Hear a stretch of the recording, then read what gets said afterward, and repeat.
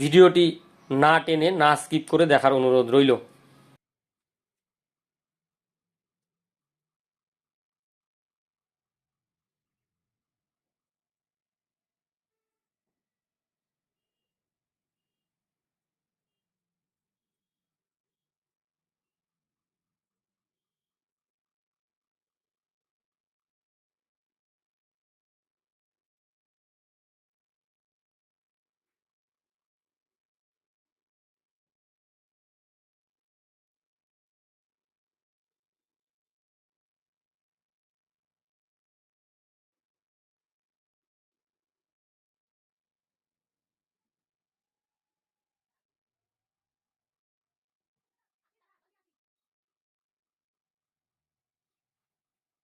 আমরা পড়াশোনা করব দ্বাদশ শ্রেণীর রসায়নবিদ্যার প্রথম সেমিস্টারের প্রথম অধ্যায় তড়িৎ রসায়ন। তো সেই তড়িৎ রসায়ন অধ্যায়ের একটি বিশেষ টপিক বা বিষয় আয়নের স্বাধীন বিচরণ সংক্রান্ত কোলরাসের সূত্র। তো এই কোলরাসের সূত্রে কি বলছে এবং এই কোলরাসের সূত্র প্রয়োগ করে আমরা কি করব সেটা হচ্ছে আমাদের প্রধান উদ্দেশ্য আজকের পড়াশোনার। কোলরাসের সূত্রটা সবার ক্ষেত্রেই প্রযোজ্য, তীব্র এবং মৃদু, কিন্তু কোলরাসের সূত্র প্রয়োগ করে আমরা মৃদু তড়িৎ বিশ্লেষ্য পদার্থের মোলার পরিবাহিতা নির্ণয় করব। কারণ মৃদু তড়িৎ বিশ্লেষ্য পদার্থের মোলার পরিবাহিতা সরাসরি আমরা নির্ণয় করতে পারি না পরীক্ষার সাহায্যে। তাই জন্যই আমাদের এই সূত্রটা সাহায্য নিতে হয়। তো এই সূত্রে কি বলছে? অসীম লঘুতায় কোনো তড়িৎ বিশ্লেষ্য পদার্থের দ্রবণের মোলার পরিবাহিতা উক্ত পদার্থের সংগঠক ক্যাটায়ন ও অ্যানায়ন সমূহের মোট মোলার পরিবাহিতার সমষ্টির সমান। তো এই সূত্রটি বুঝতে গেলে আমাকে অসীম লঘুতা সম্পর্কে ধারণা থাকতে হবে, তড়িৎ বিশ্লেষ্য সম্পর্কে ধারণা থাকতে হবে এবং মোলার পরিবাহিতা সম্পর্কে স্পষ্ট ধারণা থাকতে হবে।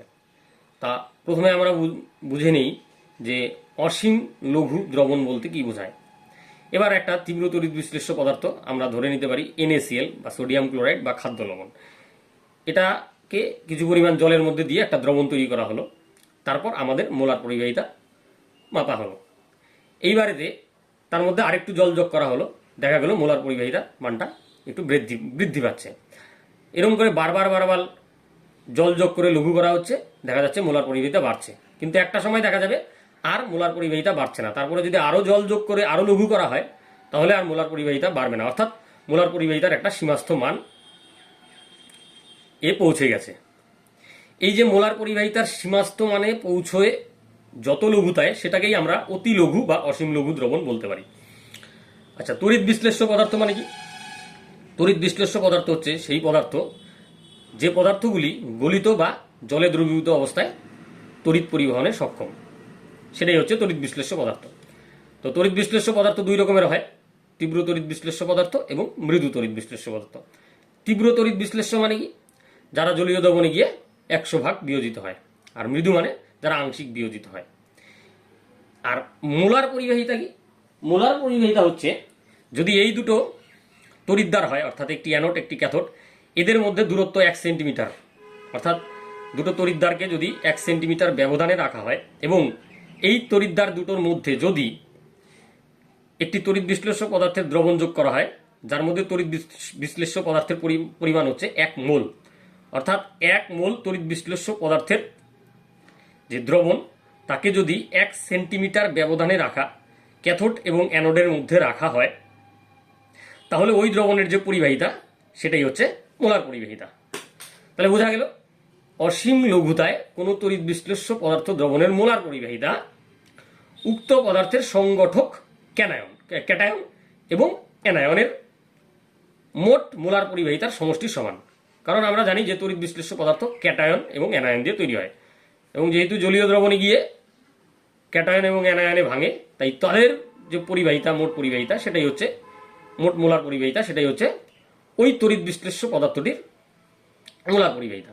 একে যদি গাণিতিকভাবে লেখা যায় তাহলে হচ্ছে এরকম যে λ0m equals to new plus λ0m plus plus new minus λ0m minus. তো এখানে কোন চিহ্নগুলি কি বোঝাচ্ছে? λ0m হচ্ছে তড়িৎ বিশ্লেষ্য পদার্থের মোলার পরিবাহিতা অসীম লঘুতায়। Nu plus M, nu plus কি বোঝাচ্ছে? ওই তড়িৎ বিশ্লেষ্য পদার্থটি জলীয় দ্রবণে গিয়ে যতগুলি ক্যাটায়ন দেয়, মানে এক সংকেত পরিমাণ যদি জলে যোগ করা হয় তাহলে যতগুলি ক্যাটায়ন দিবে, অর্থাৎ NaCl যদি জলে যায় তাহলে একটি ক্যাটায়ন দিবে এবং একটি অ্যানায়ন দিবে। আর নিউ মাইনাসটা কি? নিউ মাইনাসটা হচ্ছে ওই অ্যানায়নের সংখ্যা। ল্যামডা 0 এম প্লাস কি? ক্যাটায়নের মোলার পরিবাহিতা। এই যে এখানে বলা আছে সংগঠক, সরি এটা হচ্ছে সংগঠক,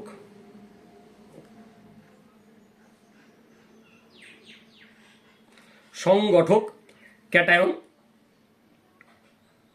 তার মোলার পরিবাহিতা এটা, সংগঠক অ্যানায়ন তার মোলার পরিবাহিতা এটা। এ হচ্ছে কোলরাসের যে সূত্র, অর্থাৎ আয়নের স্বাধীন বিচরণ সংক্রান্ত যে কোলরাসের সূত্র তার হচ্ছে গাণিতিক রূপ। এবার আমরা মৃদু তড়িৎ বিশ্লেষ্য পদার্থের যে বিয়োজন মাত্রা, অর্থাৎ যেহেতু এটি দ্রবণে গিয়ে সম্পূর্ণ বিয়োজিত হয় না, আংশিক বিয়োজিত হয়, তাই এর বিয়োজন মাত্রা থাকবে। সেই বিয়োজন মাত্রার সঙ্গে যে কোনো নির্দিষ্ট গারত্বে মোলার পরিবাহিতা এবং অসীম লঘুতায় মোলার পরিবাহিতার সঙ্গে একটা সম্পর্ক রয়েছে। সেটা কি? Alpha equals to lambda M by lambda 0 M. Lambda M মানে যে কোনো গারত্বে মোলার পরিবাহিতা, আর ল্যামডা 0 এম মানে অসীম লঘুতায় মোলার পরিবাহিতা। এবং ওই মৃদু তড়িৎ বিশ্লেষ্য পদার্থ যেহেতু দ্রবণে গিয়ে সম্পূর্ণ বিয়োজিত হয় না, অর্থাৎ একটা সাম্যাবস্থা বিরাজমান হয়, তাই সেক্ষেত্রে একটা সাম্য ধ্রুবক থাকবে। সেই ধ্রুবকটাকে আমরা বিয়োজন ধ্রুবক বলবো। বিয়োজন ধ্রুবক এর সঙ্গে বিয়োজন মাত্রার কি সম্পর্ক? বিয়োজন মাত্রার সম্পর্ক হচ্ছে বিয়োজন ধ্রুবক K equals to alpha square C by 1 minus alpha. যেখানে আলফা কি? আলফা হচ্ছে বিয়োজন মাত্রা, আর সি কি? সি হচ্ছে ওই তড়িৎ বিশ্লেষ্য পদার্থের দ্রবণের যে কোনো গারত্ব। এবার অ্যাকচুয়ালি মৃদু তড়িৎ বিশ্লেষ্য দ্রবণের ক্ষেত্রে মৃদু তড়িৎ বিশ্লেষ্য দ্রবণের অসীম লঘু দ্রবণের ক্ষেত্রে 1 মাইনাস আলফাকে নেগলেক্ট করা হয়, অর্থাৎ K is equal to alpha square C ধরেই আমরা অঙ্ক করার ক্ষেত্রে করব। 1 মাইনাস আলফা টার্মটিকে আমরা নেগলেক্ট করে করব কি? এবার আমরা দুটো সমস্যা করব, দুটো সমস্যা নিয়ে আলোচনা করব, তাহলে আমাদের এই অংশটুকুন একদম আমাদের পরিষ্কার চিত্রের মতো হয়ে যাবে, যেটুকুন নিয়ে আমরা এতক্ষণ আলোচনা করব। তো সমস্যাটা কি? অসীম লঘুতায় NaCl, HCl এবং সোডিয়াম অ্যাসিটেটের মোলার পরিবাহিতা হলো যথাক্রমে 126.45, 426.16 এবং 91.0 S semi square mole inverse যদি হয়, অর্থাৎ NaCl এর হচ্ছে 126.45, HCl এর হচ্ছে 426.16, সোডিয়াম অ্যাসিটেটের 91.0 S semi square mole inverse হয় যদি, তাহলে আমরা অসীম লঘুতায় অ্যাসিটিক অ্যাসিডের মোলার পরিবাহিতার মানটা নির্ণয় করব। নির্ণয় করে যেটা আসবে সেটাই আমাদের হবে অ্যান্সার। এখানে 4টি অপশন দেওয়া আছে, তার মধ্যে যে কোনো একটি সঠিক অ্যান্সার। কিভাবে বের করব? তাহলে আমরা কোলরাসের সূত্র এই ক্ষেত্রে প্রয়োগ করব। কি?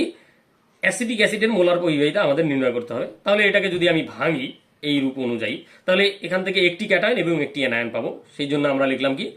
CH3COO মাইনাসের মোলার পরিবাহিতা, যেটাকে আমরা ল্যামডা 0 এম CH3COO মাইনাস, এবং H প্লাসের মোলার পরিবাহিতা, যেটাকে আমরা লিখছি ল্যামডা 0 এম H প্লাস। এবার এটাকে একটু সুবিধাজনকভাবে তৈরি করে নিচ্ছি, অর্থাৎ এই মৃদু তড়িৎ বিশ্লেষ্যটাকে আমরা তীব্র তড়িৎ বিশ্লেষ্য পদার্থের মোলার পরিবাহিতার সাথে প্রকাশ করার জন্য একটু আমরা এখানে কায়দা কৌশল প্রয়োগ করব। খুব সহজেই কায়দা কৌশল, এই CH3COO মাইনাসের সঙ্গে আমরা Na প্লাসে একটা সম্পর্ক স্থাপন করব। কি? মোলার পরিবাহিতা অ্যাসিটেট আয়নের, মোলার পরিবাহিতা সোডিয়াম প্লাস আয়নের, এই দুটোকে আমরা একত্রিত করলাম, অর্থাৎ এক্সট্রা করে আমরা সোডিয়ামের অসীম লঘুতায় মোলার পরিবাহিতা এখানে নিয়ে আসলাম। একইভাবে H প্লাসের সঙ্গে Cl এর যে মোলার পরিবাহিতা অসীম লঘুতায় Cl মাইনাসের, সেটাকে আমরা এখানে নিয়ে আসলাম, অর্থাৎ দুটো জিনিস এক্সট্রা করে যোগ করছি। তো আমরা এই সমীকরণেই এখানেই আমরা ওই যে দুটো জিনিসকে এক্সট্রা করে অ্যাড করলাম সেটাকে আমরা বাদ দিয়ে দিচ্ছি। এবার এই দুটোকে যোগ করলে আমরা পেয়ে যাচ্ছি সোডিয়াম অ্যাসিটেট, এই দুটোকে যোগ করলে আমরা পেয়ে যাচ্ছি HCl, এই দুটোকে যোগ করলে পেয়ে যাচ্ছি আমরা NaCl।